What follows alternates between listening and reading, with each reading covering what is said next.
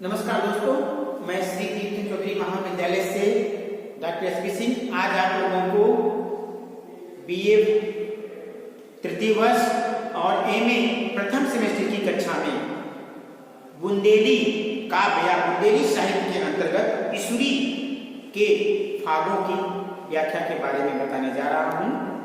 आप लोग ध्यान से पढ़िए और समझिए, ठीक है। ईश्वरी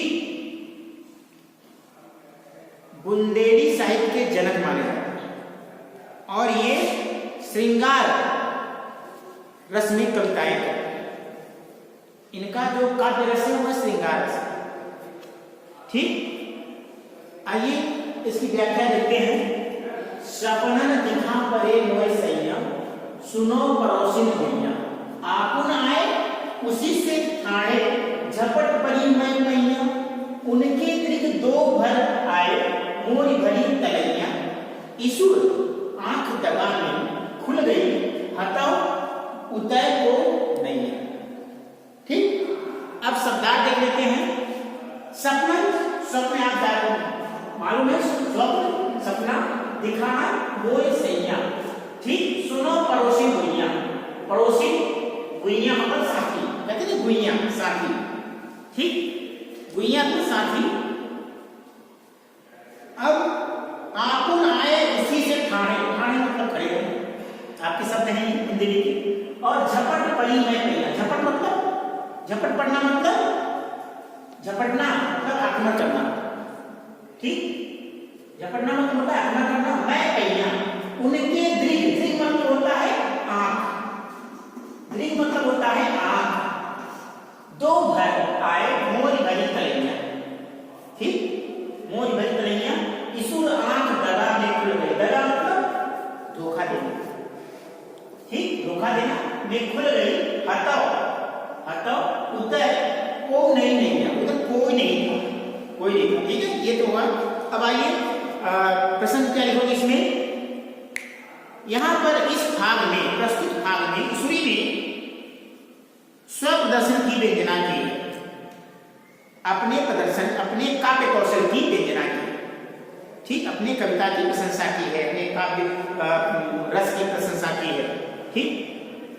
तो कह रहे हैं, ईश्वरी कहते हैं कि हे पड़ोसी सखी, ठीक। सपना दिखा परे मोय सैया, सुनो पड़ोसी भैया, हे पड़ोसी सखी, हे मतलब पड़ोसी मित्र सखी, सुनो, स्वप्न में मेरे पति या प्रीतम मुझे दिखाई दिए।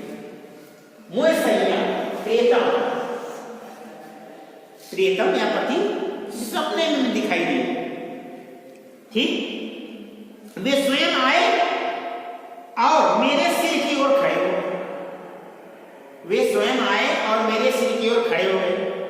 मैं व्याकुल होकर झपटी, जब एकाएक पति आकर खड़े हो गए तो मैं व्याकुल या परेशान होकर झपटी या उन पर दौड़ी, उन पर आक्रमण झपटना, ठीक, ठीक है।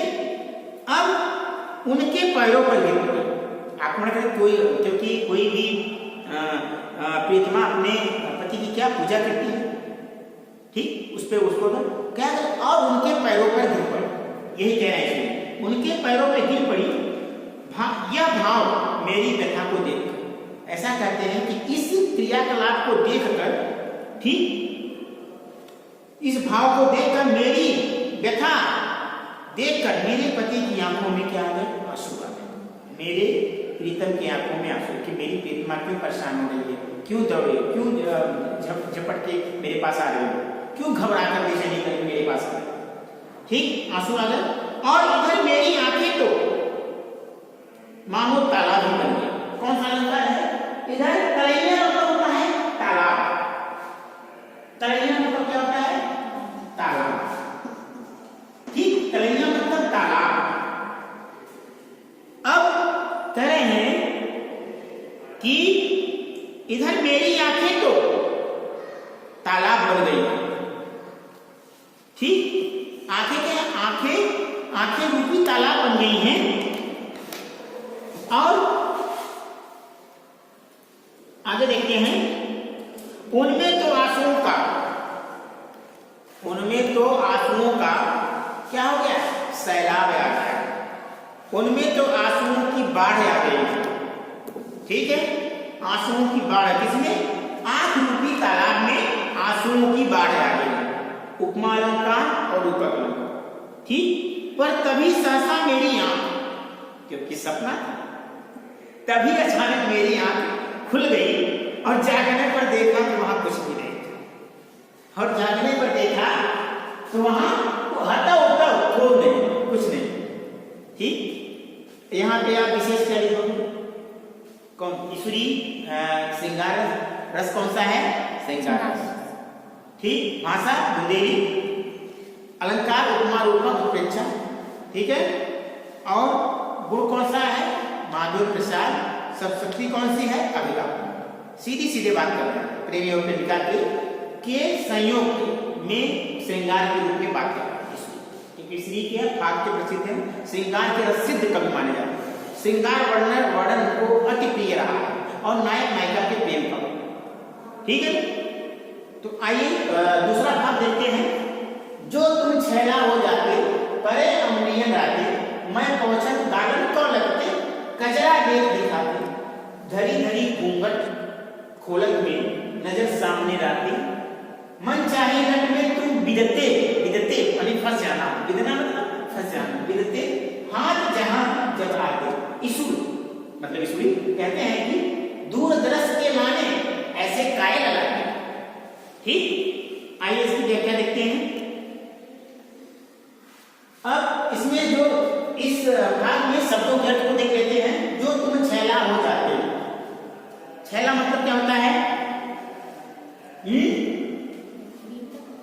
पागलपन, पागलपन। ठीक है, छैला मतलब पागलपन हो जाते, परे उंगली लगाते, अंगुली राते, मैं पहुंचत, पोछना गालन कौ लगते, गजरा, गजरा देख दिला, गजरा देख दिला, गजरा मतलब काजल, गजरा मतलब काजल, देख दिखाते, धरी धरी घूंघट खोलक, घूंघट मतलब प्रेमिका का घूंघट, खोलक में नजर सामने लाते, नजर सामने लाते, और मन चाहे लट में तुम बिदते, मन चाहे लट में तुम बिदते मतलब मन चाहा प्रेम में फंसना, हाथ जहां जब आते। ठीक, ईसुर दूर दरस, दूर के हैं, दूर दरस के लाने, ऐसे काय ललाते, ललाते मतलब ललाते मतलब किसी भी चीज के लिए तड़पना। ठीक, ललाना, ठीक, किसी भी चीज के लिए तड़पना। ठीक, आइए व्याख्या देखते हैं। प्रसंग इसका क्या लिखोगे आप, इस भाग का प्रसंग क्या लिखोगे, इसमें ईश्वरी क्या कहना चाहते हैं, इसमें देखते हैं। ईश्वरी यहाँ पर प्रिय के, यानी प्रिय के सानिध्य और स्पर्श की कामना व्यक्त करते हैं। यहाँ पर प्रियतम, प्रेमी और प्रेमिका के मिलन की कामना व्यक्त करते हैं। ठीक, ये ईश्वरी कहते हैं, प्रेमिका कहती है कि, क्या कहती है, जो तुम छैला, पागलपन, यहाँ इसको हम प्रेमिका की, प्रेमिका कहती है कि हे प्रियतम, हे स्वामी, हे नाथ। ठीक, अगर तुम छल्ला हो जाते, छल्ला जानते हो, यहाँ छैला देखो बुंदेली कैसी शब्द है, छैला तो छल्ला, अगर तुम छल्ला हो जाते तो सदा मेरी उंगलियों में पड़े रहते। क्या बात है, सूर्य ने कल्पना क्या कर लिया, छल्ला हो जाते मेरी उंगलियों में पड़े रहते। ठीक, एक क्षण को भी मुझसे जुदा नहीं होता। अगर छल्ला की अंगूठी में छल्ला नहीं जुदा होता ना, वो तो साथ में रहता है। तो वही प्रियतमा कर रही है कि अगर हे प्रियतम, अगर तुम मेरी अंगुलियों का छल्ला बन जाते तो मेरे साथ हमेशा बने रहते, अर्थात तुम मुझसे बिछुड़ते नहीं। ठीक, एक क्षण को भी मुझसे जुदा नहीं होते, बिछुड़ते नहीं। जब मैं अपना मुंह पोंछती, क्या कल्पना है, कवि की कल्पना है, जब मैं अपना मुंह पोंछती तो मैं तुम्हारा मधुर स्पर्श अपने गालों पर अनुभव करती। ठीक, जब मैं अपनी आंखों में काजल लगाती तो मेरी आंखों के ही सामने आ जाए, काजल लगाती तो मेरी आंखों के सामने ही आ जाए, छल्ला छल्ला होकर आंखों के सामने ही आ जाते हैं। ठीक, और आगे कह रहे हैं इसकी, जब मुझे घड़ी घड़ी घूंघट खोलना पड़ता तो भी तुम मेरी आंखों के सामने बने रहते। घूंघट खोलते तब भी छल्ला आ जाता सामने, मेरी आंखों के सामने बने रहते और साथ ही मेरी सारी लटें तुम्हारे लिए खुली थी। तुम जिस लट में चाहते उसमें गुथ जाते। मतलब लट मतलब होता है नायिका का शारीरिक सौंदर्य, ये लट का मतलब होता है, ठीक, नायिका का आकर्षकता, ऐसे हम कह सकते हैं, जो नायक को आकर्षित करे, ठीक। ये तुम जिस लट में क्या कहते हैं चाहते हो उसमें गुथ जाते, यानी बने रहते, ठीक। तुम्हारा दर्शन स्पर्श दोनों मेरे लिए हर समय सुलभ रहता, ठीक। आज तो तुम मेरे दर्शन से दूर से ही व्यथित रहते, आज तो तुम मेरे दर्शन के लिए दूर से ही व्यथित रहते हो। यदि तुम छल्ला बन जाते तो यह स्थिति नहीं होती। तुम्हें इस प्रकार ललचना नहीं पड़ता, तुम्हें इस प्रकार ललचना नहीं पड़ता, ठीक है ना। यहाँ काव्य सौंदर्य रस कौन सा है? वियोग से इसका रस, वियोग की बात की जा रही है, कल्पना की जा रही है। और अलंकार कौन सा है? उपमा रूपक उत्प्रेक्षा, ठीक। और यहाँ पे आप भाषा कौन सी है? बुंदेली, बुंदेली व्यवहारिक भाषा, ठीक। अलंकार तो मैंने बता ही दिया, ठीक है ना, समझ में आ गया। आज के लिए इतना ही बच्चों। उम्मीद करता हूँ कि मैंने आपको जो ईश्वरी के प्रसिद्ध भागों की व्याख्या की वह आपको अच्छी तरह से समझ में आ गई होगी। बहुत बहुत धन्यवाद।